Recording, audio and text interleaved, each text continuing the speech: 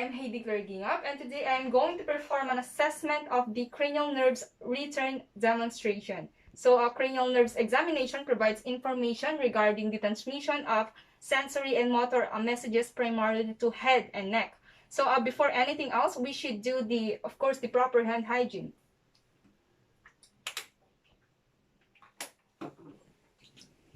Good day, sir. I am Heidi Gingap, your student nurse for the day. May I know your name? Marlon Acorda, May I know your birthday, please? October 5, 2001. What do you want me to call you, sir? Marlon. Sir, I will be doing an assessment of your cranial nerve. This is to ensure that everything is normal. Is that okay with you? Yeah, it's okay. We should do the assessment of the 12 cranial nerves.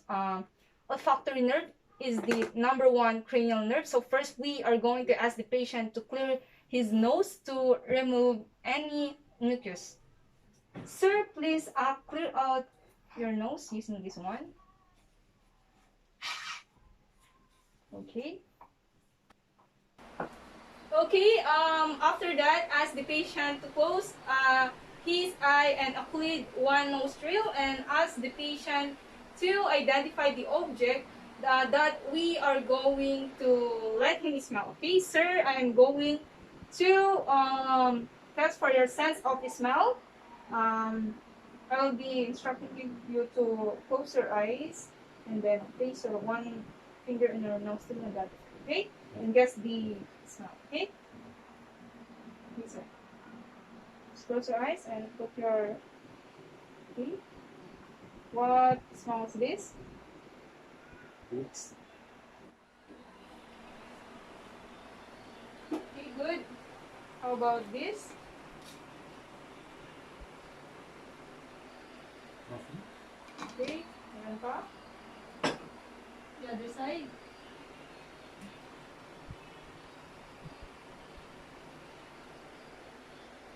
It's Coca-Cola. Okay, that's good.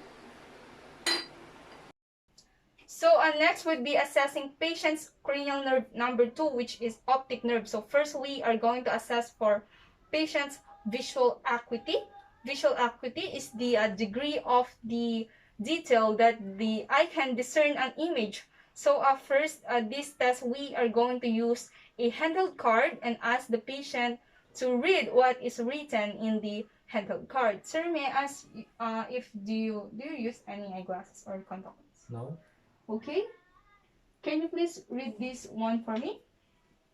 85271545490. Okay, very good. So now we are going to assess for patient's visual field. So sir, look at me straight in the eye. Tell me, I will be placing my fingers here and tell me whenever these fingers enter your visual fields. Okay?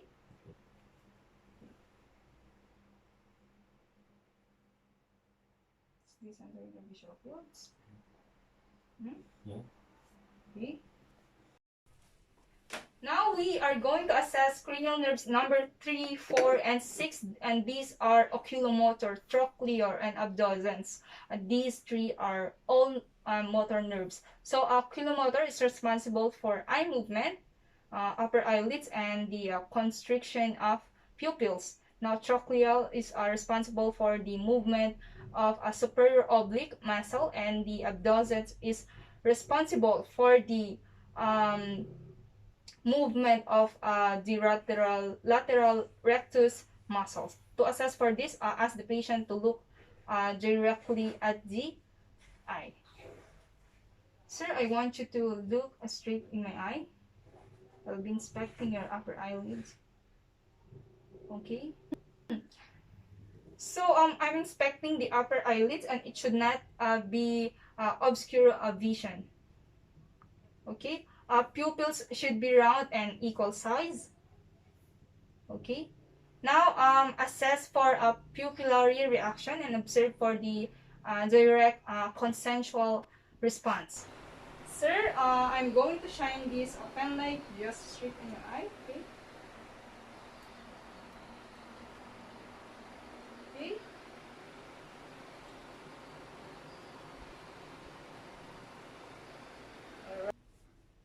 So now we are going to perform the cardinal fields of gaze test, which is a test done to evaluate the 6 extraocular muscle and cranial nerves 3, 4, and 6. Sir, follow my eye. I follow my fingers, and don't move your neck. Just follow my fingers, okay?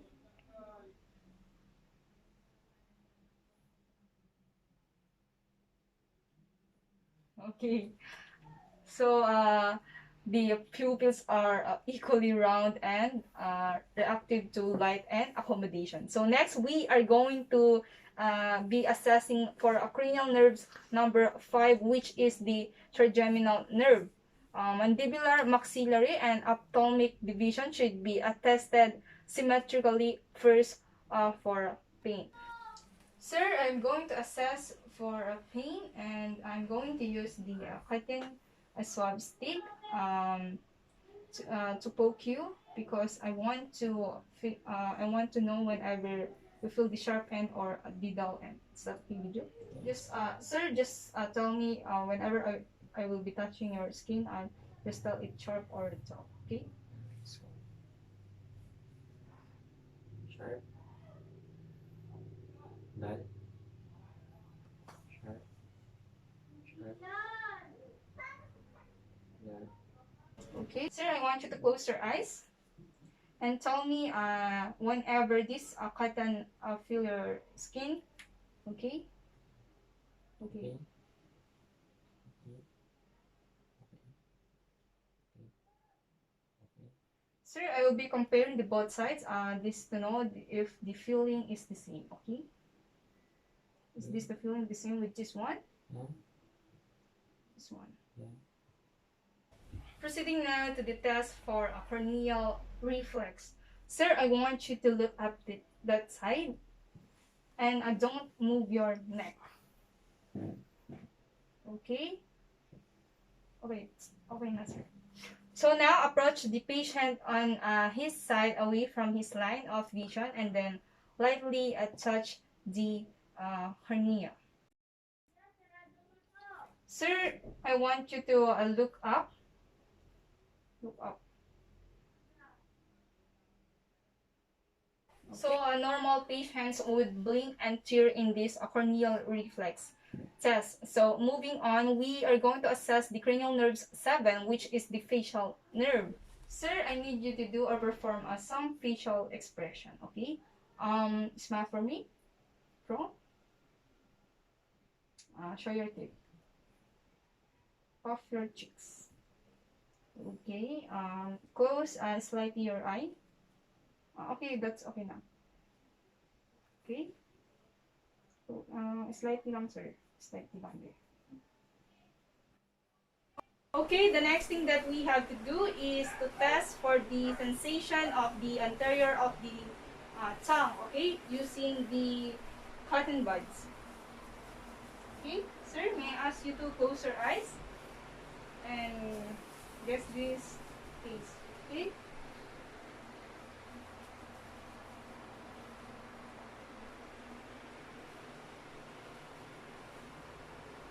Sorry? Okay. How about this one? It's uniform. Okay, very good. So normally, a person can do these maneuvers easily. And next would be to assess for patient cranial number 8, which is the acoustic or vestibulocochlear nerve.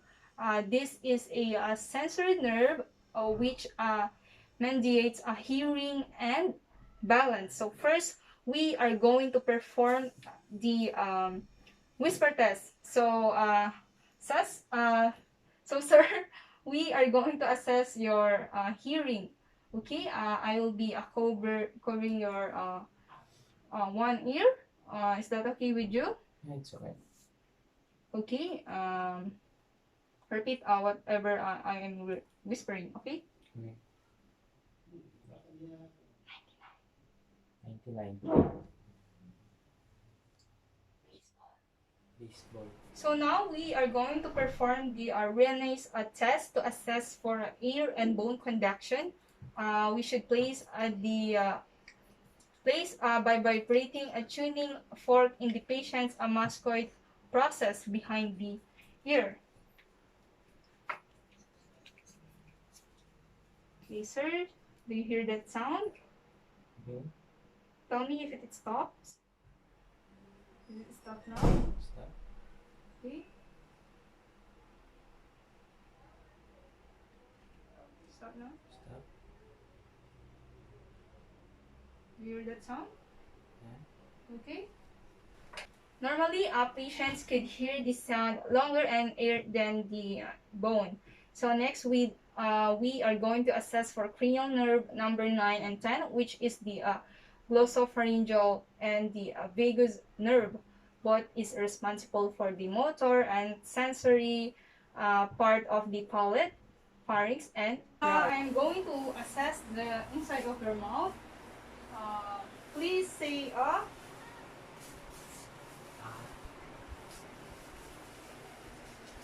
okay.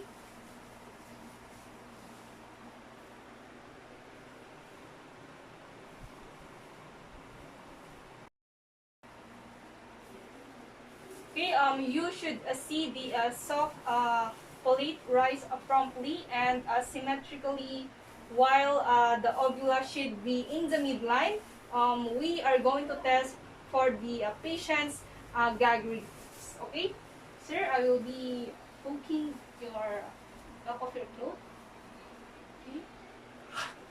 I'm sorry, sir. So, sir, we are going to assess for your trapezius and sternocleidomastoid muscle. Okay. Okay. First, we have to expose the trapezius muscle. Can you shuffle your shoulders like this? Okay. Okay. So assess for the strength and the contraction. Now, sir, I want you to move your hand against my hand. Okay. Okay. The other one. Okay. So assess for the force of contraction of the external hydromascoid muscle. Okay. Okay, now proceed to the assessment of the 12th cranial nerve, which is the hypoglossal nerve. So, sir, we are going to assess your thumb. Can you open your mouth?